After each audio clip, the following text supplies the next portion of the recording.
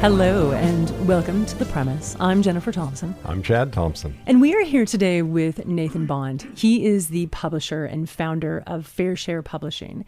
And we're going to talk all about publishing. We're going to talk about kids' books. We're going to talk about life, love, and the pursuit of great books. All right, so let's tell you a little bit about Nathan. Nathan Bond is an accomplished artist, educator, entrepreneur, and proud dad. He has built a successful 28-year career as a figurative painter and freelance illustrator, collaborating with clients across diverse industries. He spent 16 years teaching in the illustration department at Parsons School of Design. He also serves on the board of directors for Comprehensive Youth Development, where he contributes to programs that positively impact the lives of young people. He founded Fair Share Publishing to establish a supportive platform and thriving ecosystem to ensure equitable compensation for children's books creators. As a publisher, he not only showcases the beauty and depth of children's literature, but he also supports the creative force behind it, and we're going to talk about that. His dedication to art, education, and equitable opportunities in publishing has shaped the company's mission, which is to ensure that every story told is a step toward a more accessible, just, equitable, diverse, and inclusive world. He lives in New York with his wife and daughter. He's an avid cook, and, oh, by the way, he's also a superhero. He kicked cancer's butt. How many years ago was that? I was diagnosed in 2011. Yeah. So, well, congratulations. Yeah. That's awesome. Thank you.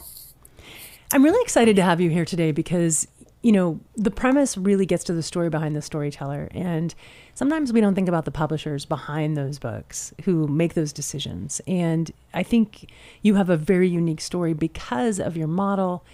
And, you know, you're a small press, so there's so many nuances to deal with in the publishing world that a lot of authors don't think about. And, you know, most of our listeners are, in fact, writers or aspiring writers. And of course we have readers, but everyone's interested in, like, you know, how this sauce is made, so to speak.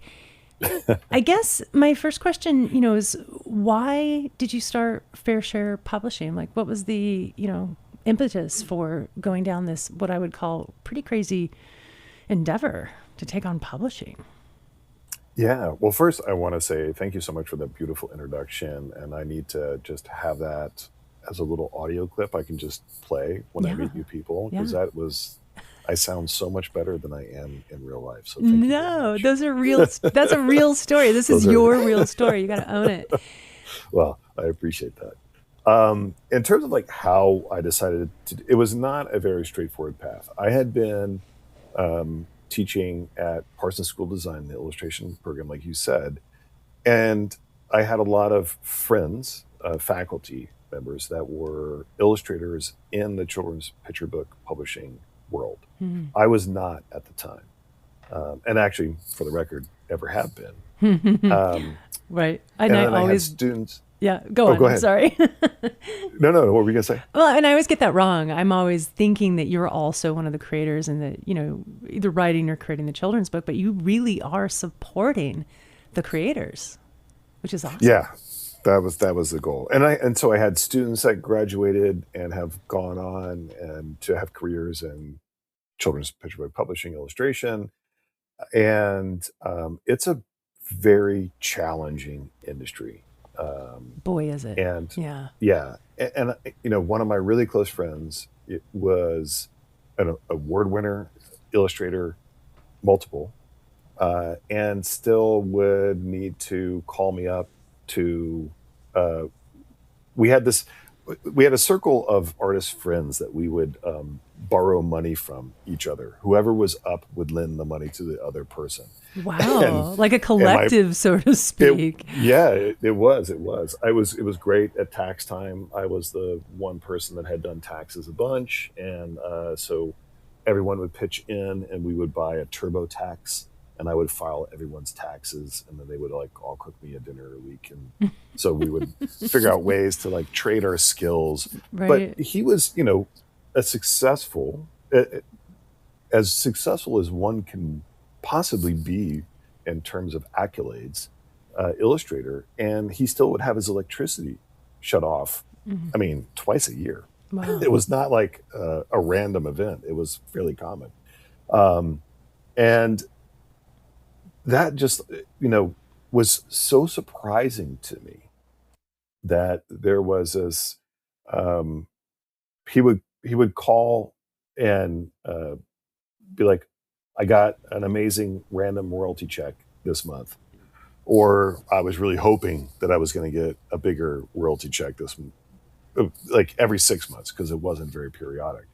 But it was all guesswork, and he never knew any idea what was going to be coming. And as the industry continued to develop and technology continued to develop, as an artist myself, I was always looking for different ways to find um, advancements in technology to pair more successfully with connecting artists and their audience. And not in the children's book industry, but just in general in fine arts, through digital books or digital catalogs.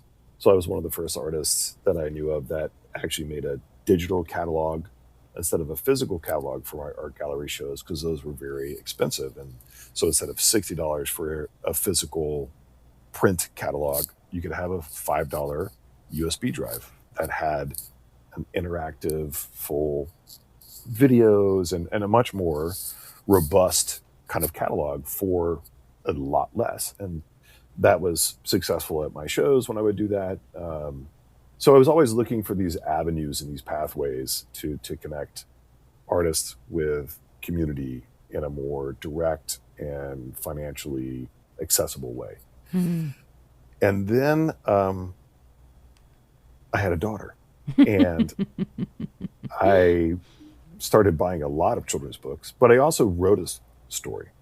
And I started looking at what it would be like to write and illustrate and go through the process of trying to find an agent. And it was a harrowing Yeah. trial. Yeah. And I started thinking there's got to be a better way. And that, over 13 years, I kept thinking about this. So really, my daughter was born in 2009. I started thinking about a publishing company and how to do it better then. And we didn't actually form until 5 years ago.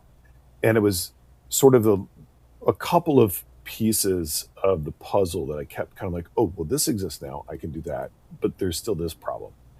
And I wanted to be a more environmentally responsible publisher. You're never going to get to zero. You are printing on dead trees. Sure. So, but how can you do that in a better way? And finally, I found a printing partner. And one of the issues was I didn't want to print overseas and have that fuel burn cost of shipping it all the way back over to the United States be part of what we did. Yeah. And I started watching Zooms.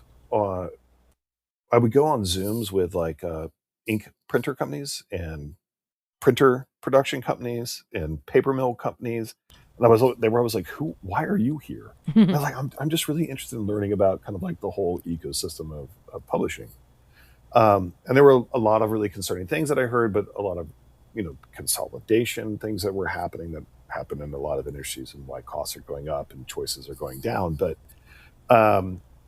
we did find a printer in California that would print the books in their factory and then hand truck them over to the other side of their building, which was the fulfillment center. So if we were a direct to consumer printer, so we still had to do offset printing and high quality and hardcover. So you had to do large runs regardless, but at least they would never leave the printer and go anywhere else except to the consumer. Yeah. And that really excited me. And I actually called the CEO, and I'm in New York, but I have a friend out in Oakland, and I was like, I'm going to make a trip of this. And I was like, can I come tour your facility? Because I wanted to make sure this was real and this how it was done. And he was like, I'm sorry, what? I was like, is that okay? He was like, yeah, no one's ever asked to do this. I was like, well, I'd love to do it. Wow. He was very gracious, and went out and met him, and lovely experience, and got to, thankfully was only a 30-minute drive from where my friend lived in Oakland. It's in Livermore, California is where the printer is. And so for the first 4 years, we were a direct-to-consumer only children's picture publisher.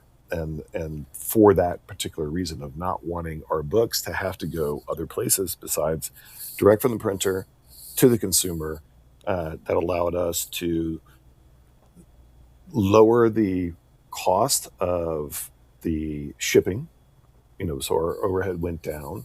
And then it allowed me to also think about the other part of the equation, which was how do I make this a more fair, equitable process to creators so that they can actually survive and have paychecks on a regular basis that are more of the share. I mean, they're doing all the work.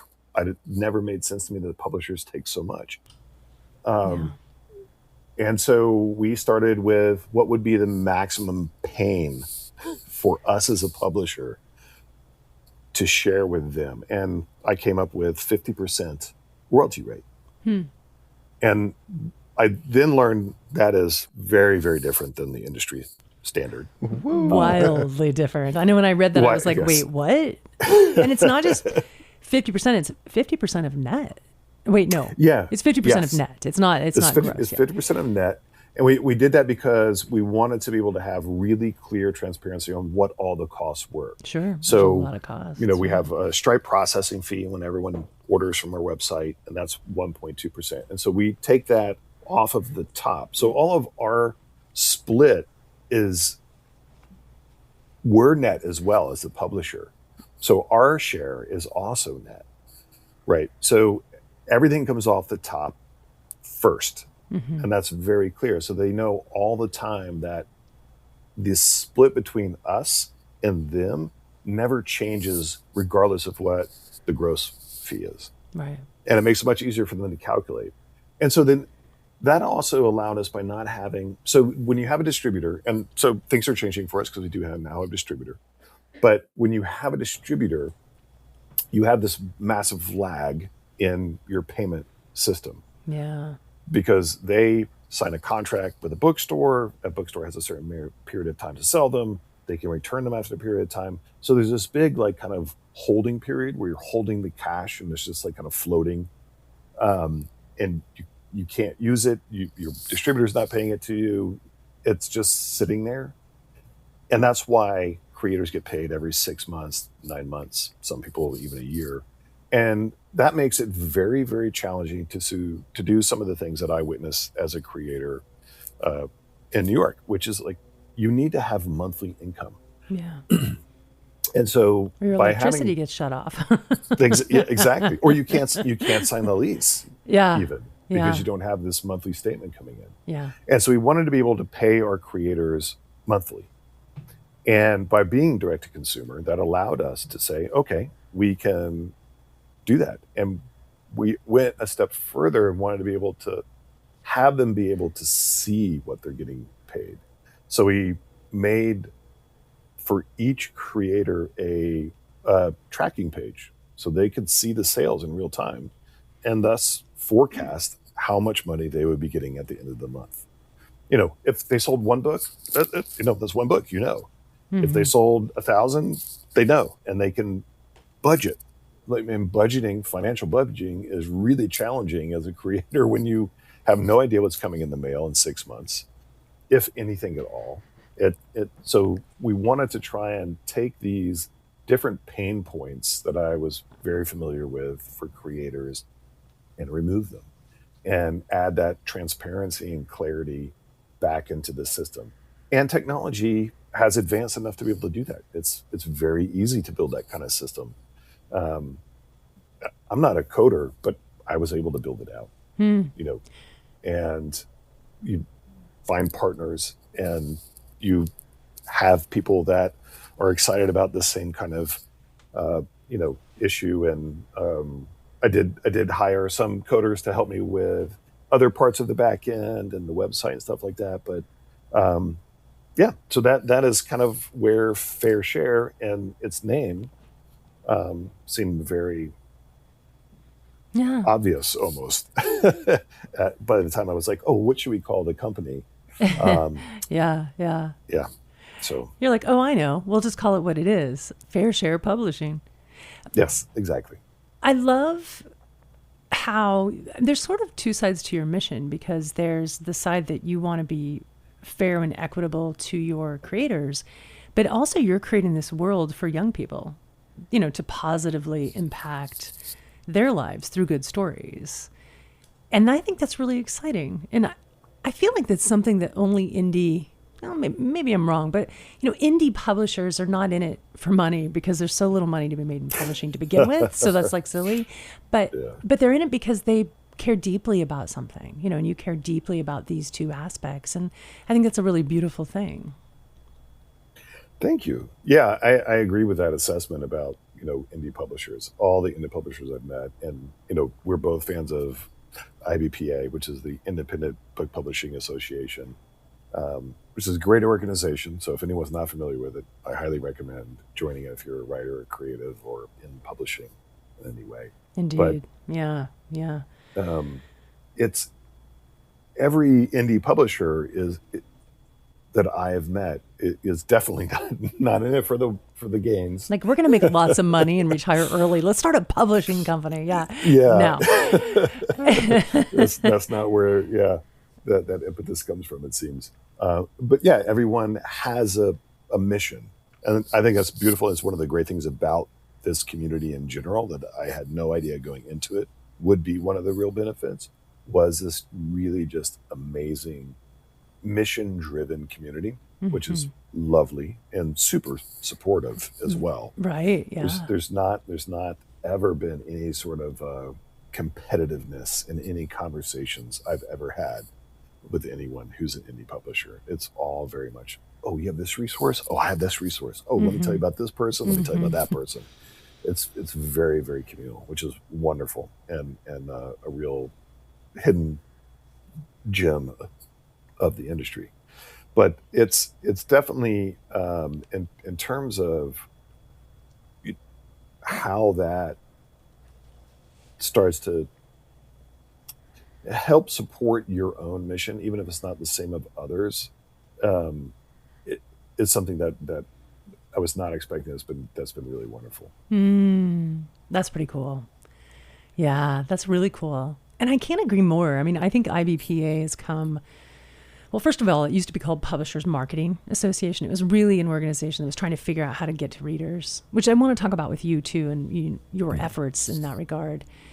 But now it's Independent Book Publishers Association, as you said. And I really feel like never is someone like, I want to hold on to this information because I want to be successful. And if other people are successful, then there won't be as much room for me at the top. No one thinks like that.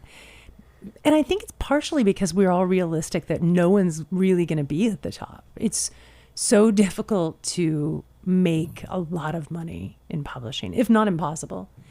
So what we're really doing is we're trying to tell stories. We're trying to build empathy. We're trying to help each other and create a better, more just, more equitable world, right? And IBPA just helps bring us together and remind us why we're doing this, because otherwise it could be a very lonely and disappointing business. Yes. And I do I want to shout out Dr. Siam Proctor, the astronaut artist, for the phrase I do use a lot, which is a Jedi company, which is accessible, just, inclusive, diverse, accessible, just, equitable, diverse, and inclusive. Nice. That's a what Jedi. that stands. Yeah. A Jedi. Yeah. A Jedi company. So that's from her. I did not coin that at all, and I just want to give her a shout out for that. Okay, but you're actually doing it. I want to talk about, because you can say that all day long, and a lot of people do, but to actually go out and do that and make it real, I think is awesome. To have the resources to make that happen, and to have the heart, and what I mean by that is, like, you don't give up, right? Because it's hard sometimes to follow all of those and to open those doors for other people and to be inclusive and to be equitable, especially in publishing when you're not making money. But I think you're absolutely doing it. And I've watched you grow your business, Fair Share Publishing, over the last 5 years. And I'm really impressed with everything you've done. It's really Oh, thank you. beautiful. I I, appreciate that. I want to talk about one of your books. You Are My Favorite Story. It's written by Shani King. Did I say that right? Yes. Yep. Shani Shani King. King and Jeremi Duru. Yes. Yes. And And they, illustrations by John J. Kobwai. good job. I would have totally pronounced his name wrong. John J. Kobwai. Here's what really struck me about this book is as you're reading the story, so it's this lovely story about how I always wanted to be your daddy. Like ever since I was little, I wanted to be your daddy. And on each page, you're reading to the child. Presumably it's being read by the father about how I've always wanted to be your daddy. This is exactly where I wanted to be. Have I ever told you that? And then you turn the page and we have another character. So we're representing all of the daddies in the 32 pages that make up this book. Mm-hmm. Whose Yeah. whose idea was that? Was that your idea? Was that the author's idea? So I got a couple questions and I'll let you run with this. But when books Yeah. come to you, do you have these ideas of how they're going to unfold? Is it a collaborative? Like, how did this one come to be? And then I'll ask about maybe your submission process next. Yeah. This book, yeah, it just came out. I It's really love beautiful. this book. So Thank you beautifully so much. illustrated. Yeah. And the end Yeah. sheets are gorgeous. You open it up and instantly you're like, ooh, I love this so much. I cannot wait to dive in deeper. And it shows all the characters with their children in frames on the wall. So we've got this really cool wallpaper, and then it looks like family portraits, and then each family portrait is a different dad and his kids framed and on the wall, and it's really cool. So yeah, so tell us. Yeah. My daughter actually, when we first got the print, and I showed her and I explained, I was like, look at the end pages. And because I really do love these end pages, and John Jay did such an amazing job. Because it's not a single character, which is often the case with a children's picture book that goes through the whole thing. There's several different characters, and you kind of don't know any of their names. And so it breaks a lot of kind of traditional molds of children's picture books. Yeah. But the beginning is them with the male parental figure when they're young and at the time of the book. And at the end of the story, it is Oh my all God, I the didn't notice father's that. older. Sorry. And my daughter just started crying. She was like, Yeah. "I'm so beautiful." It's And I was so just like, that is the beautiful. best reaction possible. And it ties in then also to the cover. So the cover is all of the parents and their kids walking towards you. And Yeah. then the back cover is them all kind of walking away. So it adds this nice kind of, no pun intended, bookend to either side of kind of the span of the life of being a parent and how important that bookending is. But it all starts with you saying and being able to express how much you love your kids.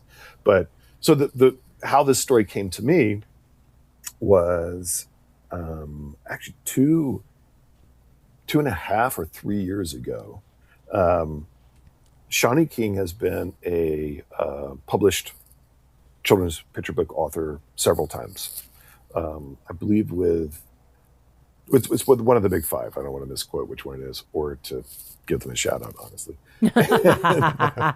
Yeah, exactly. Go buy our book. It's our book. And he went to them with this story that he reached out. So Jeremi and Shani were both friends. They met at undergrad at Brown University, and then they went to law school at Harvard together and were housemates.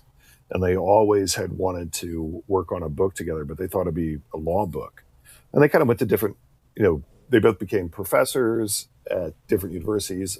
Shani is a dean at, or vice dean at Rutgers, and Jeremi teaches down in DC and at AU. And Shani reached out to him about this story that he was writing, had like a poem basically written, and asked what Jeremi thought, and then asked if Jeremi wanted to help write it with him. And that's where it started. And so they wrote this book. And Shani took it to his prior publisher. And this probably goes back into where our submissions and the different way that we are a little unusual in terms of a publisher. But he was told, since he didn't have 30,000 followers on social media, that they would not publish it. Now, they've published 3 of his books already, Right. but they have now, and you're finding this more and more, the onus of marketing is being put on the creators. And so 100%. they wanted Yeah. to know that he had that vehicle for them to Yeah. sell their books that they were going to. And And give him so he very didn't. little money for it, too. And yes, and give. Yes, And by the way, very, you'll very get 10 little. cents a book when it's all said and done. Yes.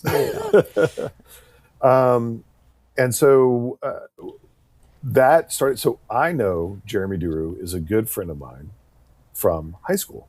I went to high school with him. We were very close. We've stayed close through all the years. I went to RISD while he was at Brown. So we were in Providence. Those 2 schools are basically a couple blocks away from each other. So we've been able to remain friends for a long time. So Jeremi reached out to me after Shani was rejected from his publisher. He's like, hey, I've got this project. And we talked about it. I just started the company a couple of years before. And it took a while. I was, not in a position of national distribution like I am now. And that's sort of what they were looking for. They went to an agent. The agent wasn't able to get it picked up anywhere. And then once we did sign with Lakeside Books for distribution, I called them back up and I was like, hey, is the story still available? Because this story is one that I love and It's really so perfect resonated for you with. guys. Yeah. Yeah. And it was like, we have 1 more month of our contract with our agent. Let me talk to them and see. And then it became available and we acquired the rights to it. And I knew immediately who I wanted to illustrate it, which is not like other books that we've done before. I've been a big fan on Instagram of John Jacob Y for a long time. I did not realize that he actually taught at FIT, which is not far from Parsons, where I teach. And he actually teaches Parsons classes now too. So I had no idea. And but there are some very specific challenges for this type of book. That you have to have someone that has the artistic capacity to show subtle, real adult emotions and be able to carry across that visual continuity very quickly within just a few pages, be able to do a wide variety of different looking individuals, because there's not one. You're not doing a character study that you present and you kind of like have determined that's the way the kid's going to look or the main character's going to look throughout it. So there were a lot of real specific artistic challenges, and it needed not to be too serious textbooky looking. And so I reached out to him, and it's the first time that we've had an artist that I was in the same city with. So that was actually a really wonderful joy we got to meet and sit down and have coffee to talk about the story and the book for the first Nice. time. Yeah. Got to review sketches together. I got to go visit his studio.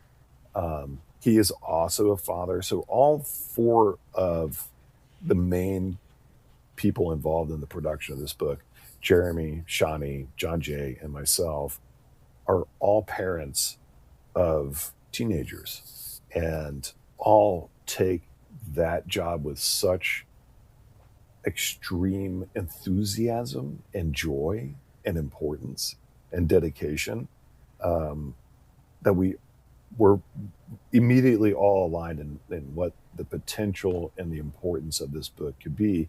And we've all had very different father experiences. So, the book in general is about helping people express, in particular male role models, feelings to their kids or the children in their life. in a way that is not always easy for men to do. Sure. Men buy, so fathers are 19% of the buyers of children's picture books. So that I think says a huge amount about like who's reading kids' books. Right. And so sometimes it's easier to be able to read the words you wish you could just say. Yeah. And that was where they came from, because they have have experiences with this firsthand or in their communities, and know the importance of that. And they wanted to create a tool that allowed men to access that part of their emotional self that perhaps they're not able to, or just to, if you are able to, just another wonderful moment of getting to express that Yeah. and embracing that. Yeah. So that's where the book came from, and for all of us, that was an immediate kind of like, yes, this book needs to exist In the world, world. and it has to be Yeah. out there. Wow. I got super emotional too when you pointed out the end pages. I don't know how I missed the back. I just assumed they were the same. So it's so cool. I love it so much. And then also there's an opportunity, the moms show up in the last spread. We see all the families with the moms too, which was kind of a cool little subtle touch. Yes, we spent a lot of time talking about that. There are little bits in the artwork throughout it, because we know that moms are such an important feature. So like in the very first spread where he's looking at the bunk bed and it's nighttime, there's the mom's feet in the background. So, and they're making cookies when the cookies burn for the mom, and it says, "I love you, Mom," but they're all burnt. Yes. So we wanted to, yes. yeah. Or there's picture frames or hiding behind the couch. So there are elements, yeah, always very, very considered. And the book was written in this way of it being very much about, the male figure in that family, but always acknowledging where it worked, the females involved in the couples. And I think that's massively important. And I know that most other people do, but they're in there. And then, yes, at the very end, we wanted to have a very direct acknowledgement of that and have them all be present where they were partners. I think it's so cool because kids notice these details. I think as adults, we are so like heavy and laden with life, with adulting, that we miss these little special moments and these little things that the kids are going to notice. The mom's feet in the background, they're going to notice the pictures in the background, and so all those little subtle details that y'all remembered to include are pretty cool. Thanks. Yeah, I think that for me as a publisher, so I do all the art direction as well.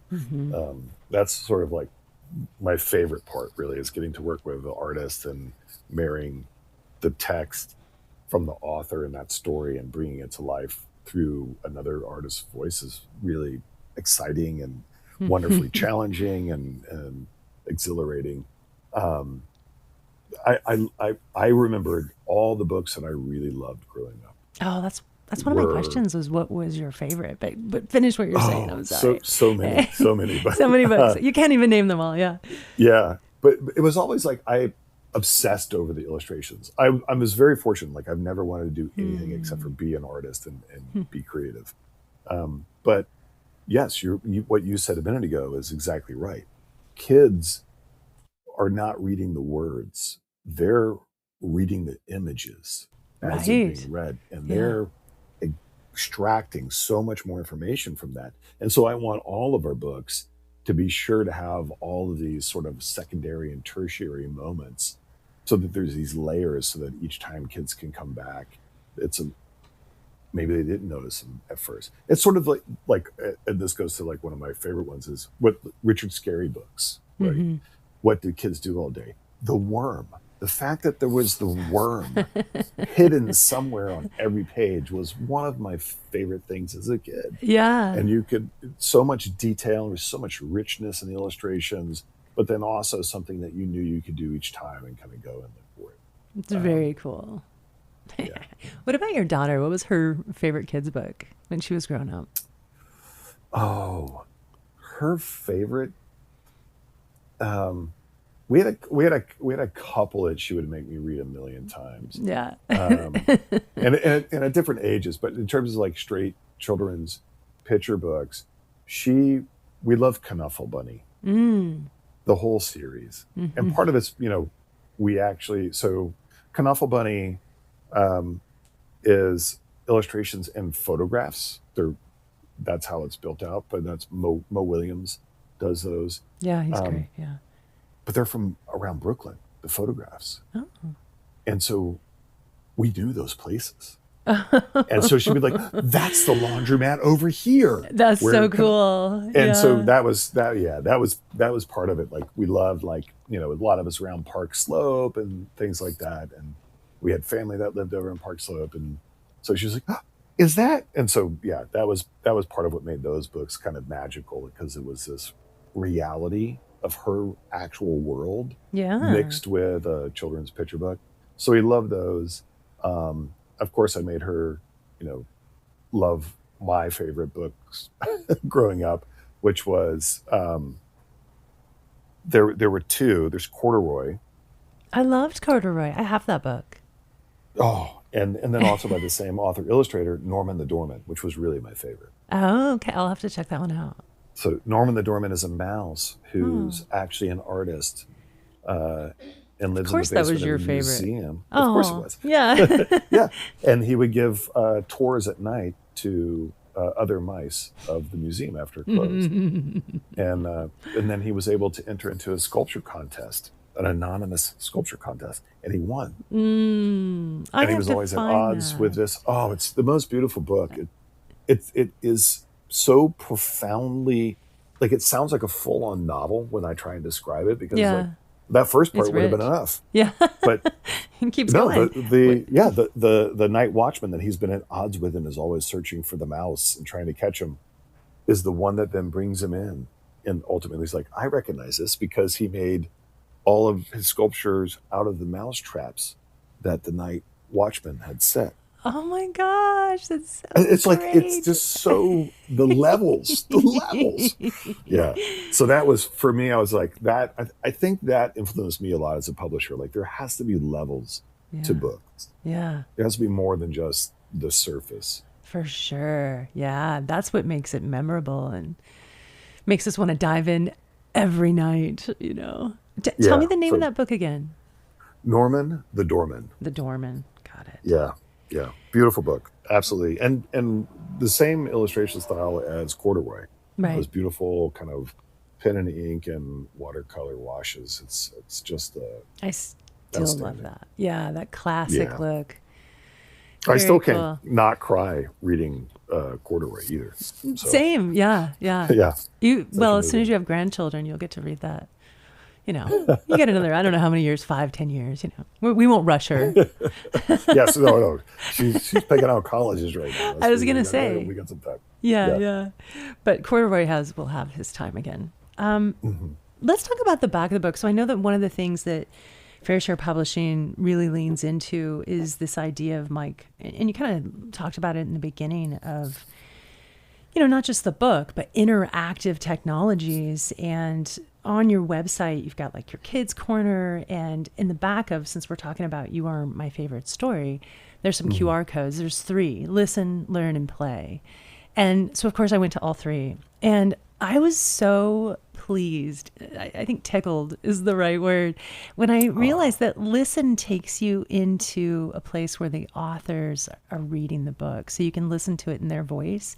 And they both had it was a different experience listening to Shani read it than it was for Jeremy reading it. And I thought, what yeah. a brilliant idea.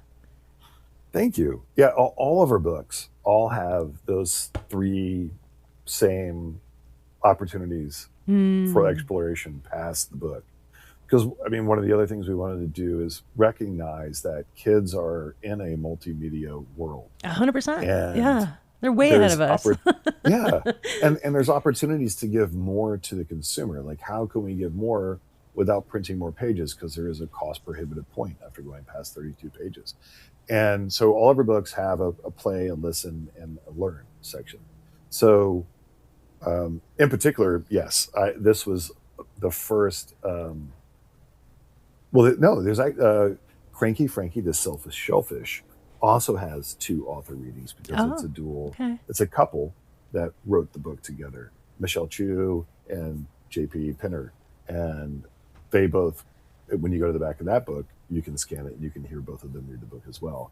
Um, but yeah, this was, I did love the, the, not, I want to say it's subtle, but it's also not overt, but the nuanced, I guess, difference between Jeremi and Shani reading the story was Mm-hmm. really cool to kind of hear when it was going through the editing. Mm-hmm. Um, but yeah, so we do that with all of our books. We want to be sure that, you know, we want to have accessibility in terms of, I was extremely dyslexic growing up. Well, I didn't outgrow that. I'm still awfully dyslexic, but um, Wow. you know, Yeah. we try and make sure our fonts are dyslexic friendly, readable fonts. Smart. We want to make sure that then if you want to try and learn to read on your own, you can actually time it with the authors reading the book to you. So that's why there's the turn the Yeah. page tone. Yeah. Um, And it was very and then, pleasant. I was like, oh, yeah, it's time to turn the page. I loved it. It was so oh, good. good. Yeah. Yeah.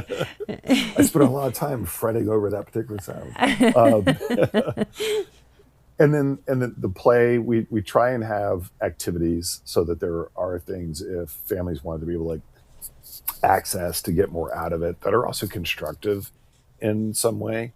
And then the learn is we have partnered with Savannah Dagoins, who's an amazing educator, to Oh, help us create different educational additional either activities or for some of them, the other books, we actually have full blown, like for learning teachers. lessons. There's Yeah. a slide deck that teachers can use, and 2 days of work stuff that they can use because teachers are overworked and underpaid in the United States. And so, if schools want to buy our books, we want to make sure that we're giving them some extra stuff that they can use and actually, you know, without having to then go and figure out how to create educational materials from this particular book. We've already done that for them. Have you found that to be really useful in connecting with teachers and schools, and I would even say like after school programs and such?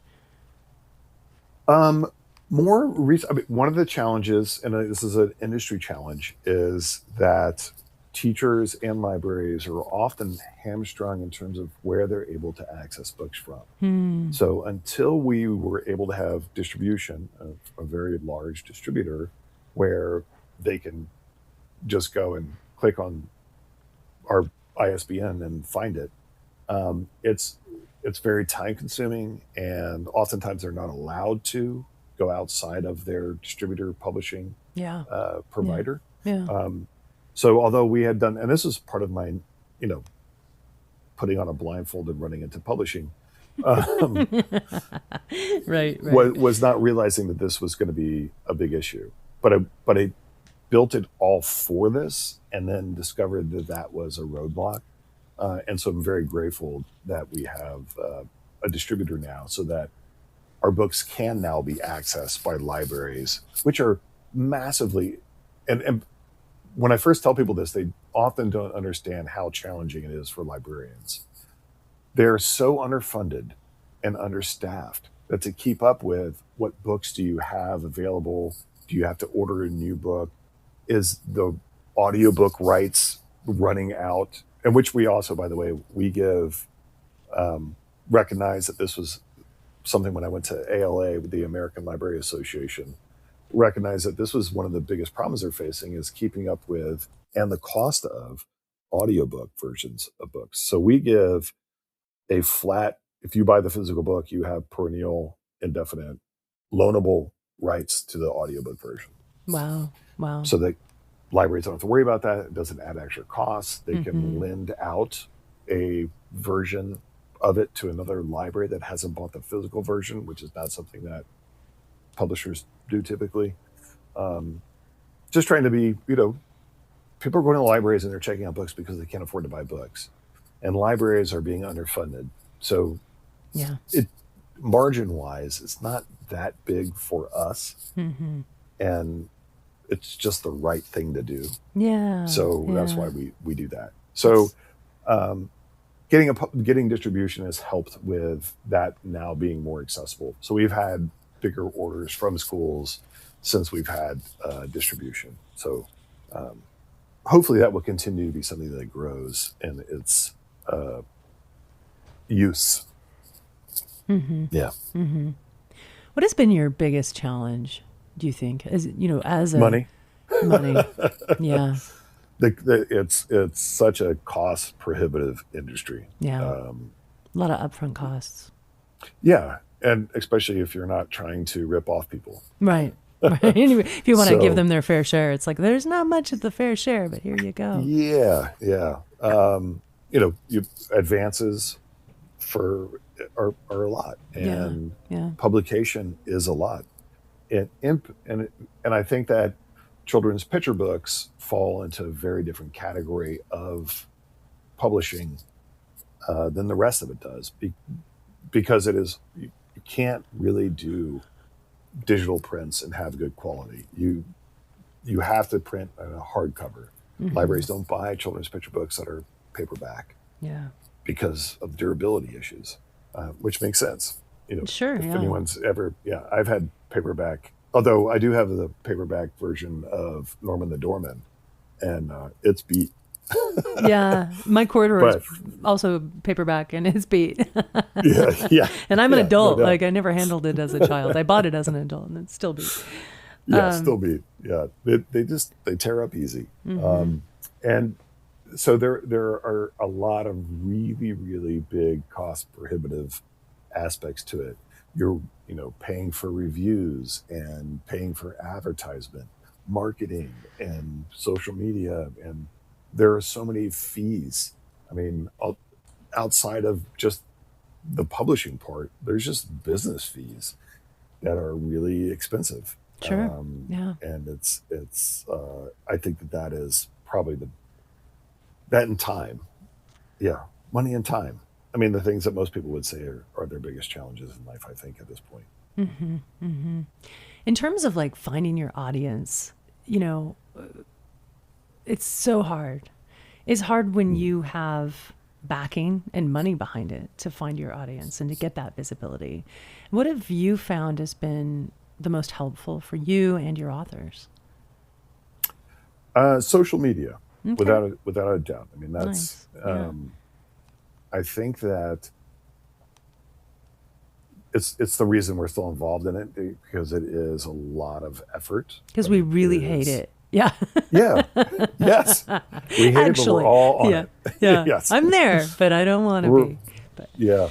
Um, that is where we've been able to make a lot of inroads and sell a lot of our books and connect with people.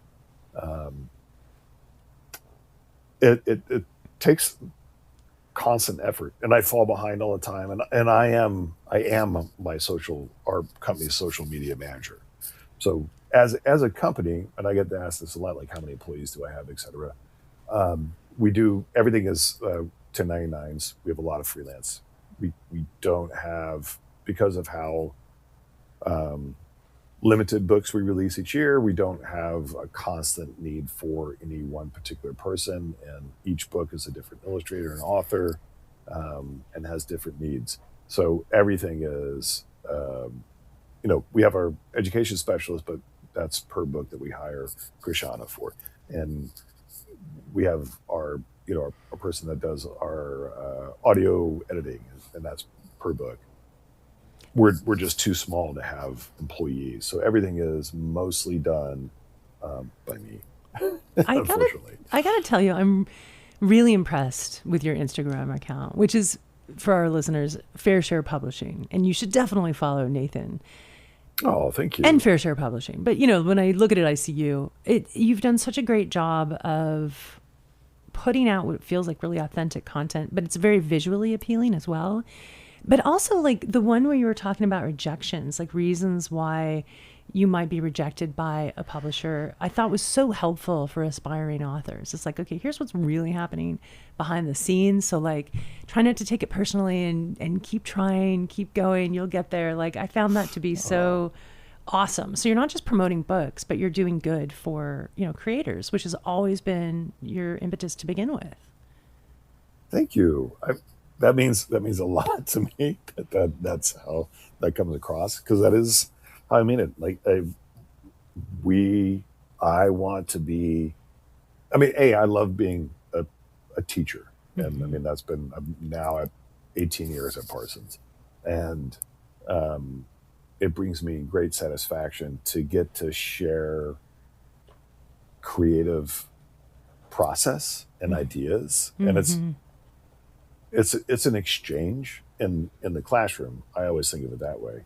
It's like we're not at different levels, we're just at different timelines. Mm-hmm. Right, And right. yeah, so like I just have more experience. That doesn't mean I'm better at anything. So that is the kind of philosophy I brought to um, our Instagram channel, and I feel like, so I, marketing wise, I feel like as a publisher on Instagram, we have three different clients that we're serving at the same time, and that's what I try and make content for. One is creatives, because we want to attract creatives, Yeah. because we want to, my initial thought was, well, hey, if we make time for and value and money for creatives to be able to actually have more time to create, we'll have the best creatives, and then we'll have the best books. Mm-hmm. And I still believe that. Yeah, So yeah. serving them and helping them figure that out is, that's one mission of it. That's sort of the more, monetary kind of side of it, but it's also, you know, the being a creative and knowing the challenges of this, publishing, fine arts, all creative industries have very similar roadblocks and Right. gatekeeping and financial challenges. And so just getting to talk about that in the creative process is, a, feels good, cathartic for me to get to share that and the experiences that I've had for that over the years. But then also to be able to just be helpful to other artists to encourage them to keep going, because it is the point where you quit that your dream ends. Mm-hmm. And if you can Absolutely. Yeah. encourage people to continue to do that and show them how, and show them it's not just the youth, and that's important. Our other client is, of course, people who buy books. And some of those are also, it's not a circle, the Venn diagram of it. There is an overlap of creatives who also have kids and will buy books. And we're trying to reach out to people that buy books and have children. And then the third is, and this is more since we've um, become repped by Lakeside, or actual bookstores themselves, and trying to be a publisher that is thinking about, well, how do we, as an indie publisher, support the bookstores, the indie bookstores that are buying our books? Right. And so Yeah. trying to make content that then supports them. And so this doesn't appear on a lot of our feed, because I make reels when a bookstore buys like 4 copies of a book. I will do a couple of things as a business person. I will, um, depending on what information I have from them about them, and our distributors do not necessarily share this. They show who has purchased books. So I'm looking on their online, our desktop version of, our platform, and see who the bookstore is. I try and find out who owns the bookstore or works at the bookstore. And then, like when we had Mike Mongo's Kid Astronaut Training Manual, which was our last book that came out. That was our first middle grade nonfiction book. I would send them signature plates that he Hmm. had signed. Yeah, and a nice. little note just for Yeah. them. And for if they bought 4 books to sell, I would send them 4, and I said, I'd say, hey, thank you so much. Stick these in the books, um, and then I would run an ad, a local. So this is where Instagram and Facebook have really great kind of potential of just business wise. I would look at what the zip code or the geolocation of that bookstore was, and I would make a little reel about the bookstore, Oh, wow. That's cool. and then put, $15 behind a geo specific ad. So only people within a 10-mile radius of that bookstore would see these reels. And it was our way of putting a little money behind the effort and the trust that that bookstore had given to us in buying our books That to is such a sell. good idea. That is so cool.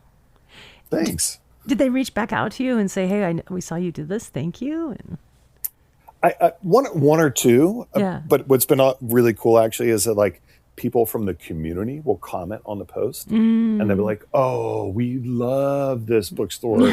They do this and they do that," Yeah. and so it just generated this kind of like general love of that local indie bookstore, Yeah. and that and I'm sure that other people saw that. I have no idea. Like I don't have any way of, I don't have any metrics of measuring. Has that benefited Right. us? I don't know. But the But goodwill is so good. yeah, Like, it's so great. I love it. yeah, I think there needs to be, there are so many challenges in book publishing, and we could Hmm. probably have like a 4-hour conversation outside of this. Hmm.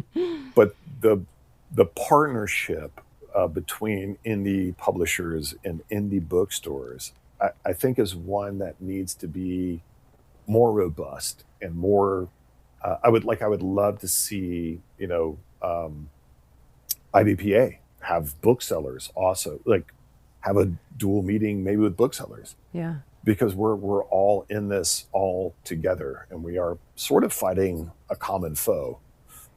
Sure. Yeah. I'm no stranger to referring to the dark the empire The dark is as on. Amazon.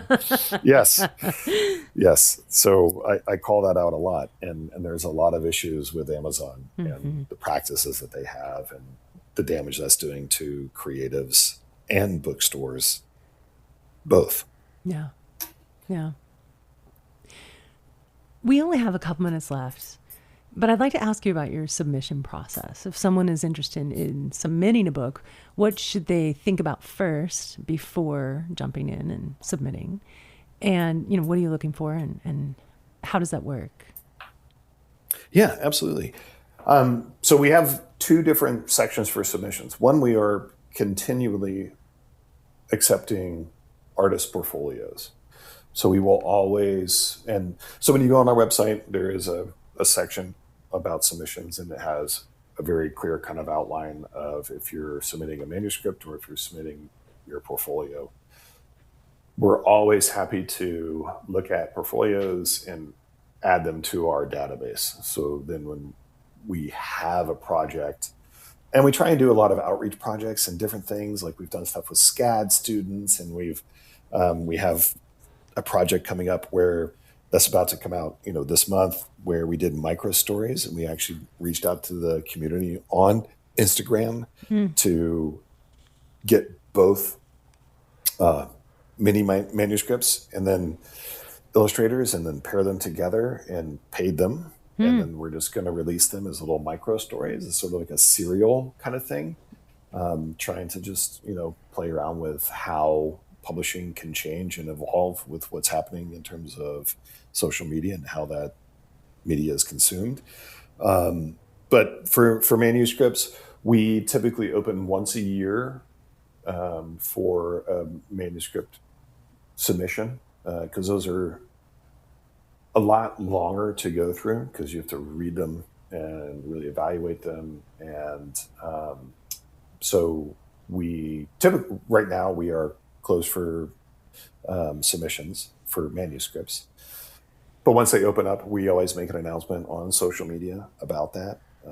We try, and we have done so Mike Muggo's Kid Astronaut Training Manual, which I mentioned earlier, we did an online call for illustrators for that book, intentionally to try and be a more inclusive publisher where you don't have to have an agent. And we want to be able to open the door to more artists. And I'm very happy, and probably this is, part of the educator in me, like getting to help people go through their very first picture book as an illustrator, which we've done. Like Cranky Frankie the Self-Selfers was the very first book that she had done. And, working with them and being more of a partner in the process, and explaining kind of like, well, what are the bleeds that you have to have, and things that not everyone has had the opportunity to do, and go through the contracting with them. We do a Zoom call with all of our authors and illustrators to go over our contract in person with me to answer any questions they have about contracts, because I know that is, if you don't have an agent, can be terrifying. Looming, and there's a lot of there's a lot of weird terminology. I think I have a reel where it's point out that like, we have the right to exploit your book. Sounds very bad, but that just means we have the right to try and on your behalf get other people to buy foreign rights for it. Yeah. So there's a lot of that lawyer speak that is just confusing if you've not ever had to deal with it, and it took me a long time to figure it out too. So, but we want to be a company that takes the time to kind of go through the submission process in a really very considerate way. So we would reply to everyone that sends a submission, illustration or otherwise. I mean, sometimes it takes us a while to get to them, but we do send a direct personal email back to everyone. Wow. And want to make sure that we continue to do that as we grow. That's awesome. Nathan, thank you so much for taking the time to be with us here today and just, open up the door and pull back the curtain on what, a traditional small press goes through, and, your mission and philosophy and why you're out even doing this. Thank you so much. Oh, well, thank you so much for asking me and for having me on here. And I really appreciate your time and your thoughtful questions. It's been a real joy getting to talk to you. Thank you. Well, friends, you can learn more about Fair Share Publishing and Nathan Bond, and of course, their wonderful collection of children's books. Subscribe to their newsletter at fairsharepublishing.com. You can also follow them on Instagram and Facebook and TikTok at Fair Share Publishing, Instagram and Facebook.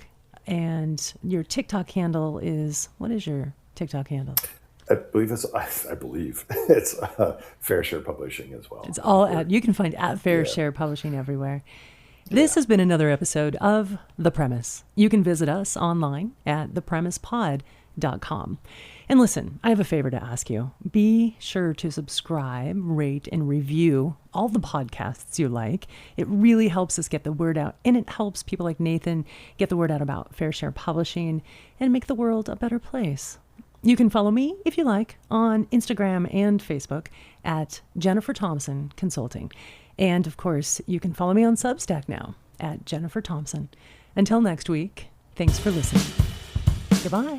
Goodbye.